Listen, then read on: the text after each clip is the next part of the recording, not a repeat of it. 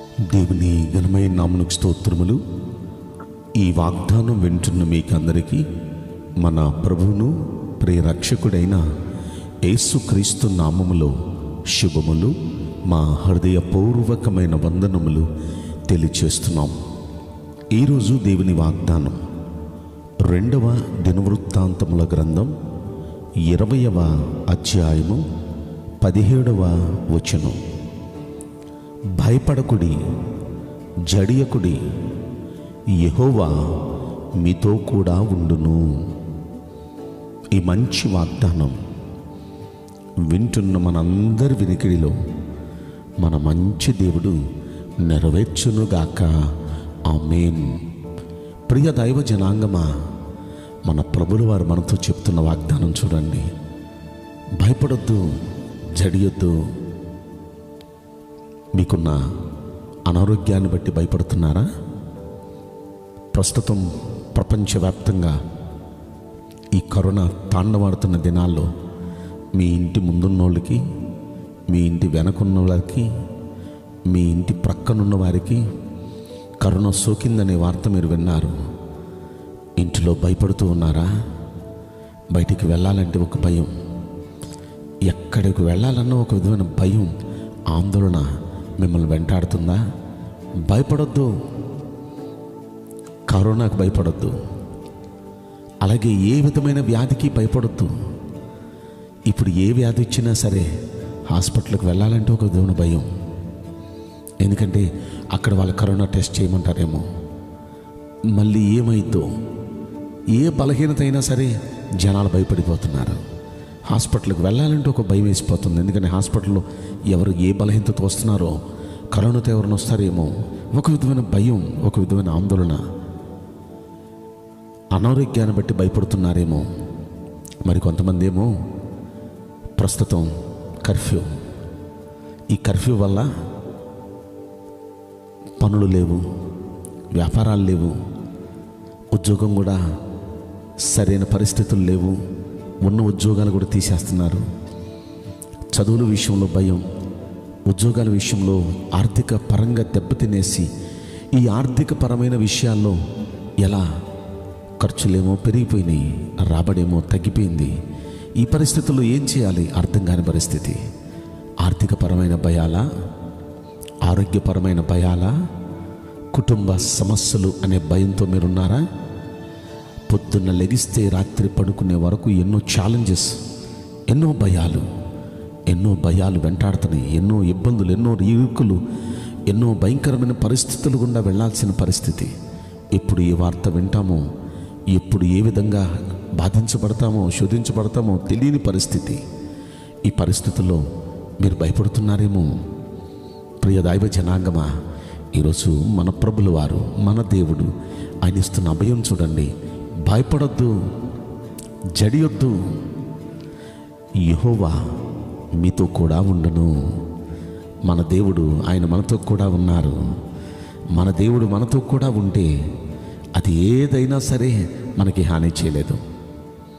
షడ్రక్ మేషక్ అబేద్నెగో కళ్ళ ముందు అగ్నిగుండం ఉంది, కానీ వాళ్ళు ఈ వాగ్దానం నమ్మి మా దేవుడు మాతో కూడా ఉన్నాడు. ఈ అగ్నిగుండం మమ్మల్ని ఏం చేస్తుంది? ఒక ధైర్యం చూడండి. అగ్నిగుండంలో విసిరేస్తున్నా సరే ఆనందంగా దానిలో పడ్డారే కానీ భయపడలేదు. సింహాల గుహలో విసిరేస్తున్నా దానియేలు ఆనందంగా పడ్డాడే కానీ భయపడలేదు, కేకలేదు. అతని ధైర్యానికి గల కారణం అతనికి ఏదో సూపర్ న్యాచురల్ పవర్స్ ఉన్నాయని కాదు, తనతో ఉన్న యెహోవాని బట్టి ఆయన ధైర్యం. భక్తులు, బైబిల్ గ్రంథంలో ఎందరో భక్తుల గురించి మనం చదువుకుంటున్నాం, నేర్చుకుంటున్నాం.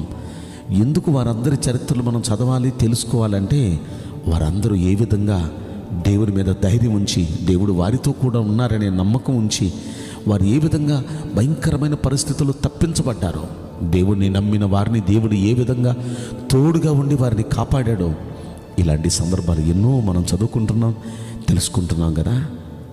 వారందరూ ఏ విధంగా దేవుని మీద నమ్మకం ఉంచి ధైర్యంగా ఉన్నారో, ఈరోజున అదే నమ్మకం మనం కూడా ఉంచుదాం. మన దేవుడు ఉన్నారు, ఆయన మనతో కూడా ఉన్నారు. భయపడొద్దు, జడియొద్దు, మన దేవుడు ఉన్నారు. ఇక్కడ ఈ వాగ్దానం అసలు ఎవరి కోసం దేవుడు ఇచ్చారు, ఏ సందర్భంలో ఇచ్చారు అని మనం ఆలోచిస్తే, యెహోషాపాతు రాజు మనందరికీ తెలుసు. ఈ యెహోషాపాతు రాజు మీదకి ఒక్కసారి నలువైపులా శత్రువులు చుట్టుముట్టారు. ఏం చేయాలో అర్థం కాని పరిస్థితి.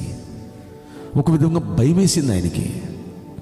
ఆయన భయపడ్డాడు. రాసింది లిటరల్లీ 20వ అధ్యాయంలో 3వ వచనంలో, అందుకు యెహోషాపాతు భయం వేసింది ఆయనకి. కానీ భయపడిన ఆయన చేసిన తెలివైన పని ఏంటంటే, యెహోవా యొద్ద విచారించుటకు మనసు నిలుపుకున్నాడు. దేవుని పాదాల దగ్గరికి వెళ్ళి విచారించడానికి తన మనసు నిలుపుకున్నాడు. మనసు సమస్యలు వచ్చినప్పుడు పరిపరి విధాలుగా వెళ్ళిపోతూ ఉంటుంది. కలవరం, ఆందోళన, ఒక విధమైన తొందర. లేదు, ఆయన మనస్సు నిలుపుకున్నాడు. దేవుని పాదాల దగ్గర గడపటానికి, దేవుణ్ణి విచారించడానికి మనస్సు నిలుపుకున్నాడు. మీరు రకరకాల సమస్యలు గుండా వెళుతుంటే కలవరం వస్తుంది కదా, ఒక విధమైన తొందర వచ్చేస్తుంది కదా. తొందరపడద్దు, కలవరపడద్దు.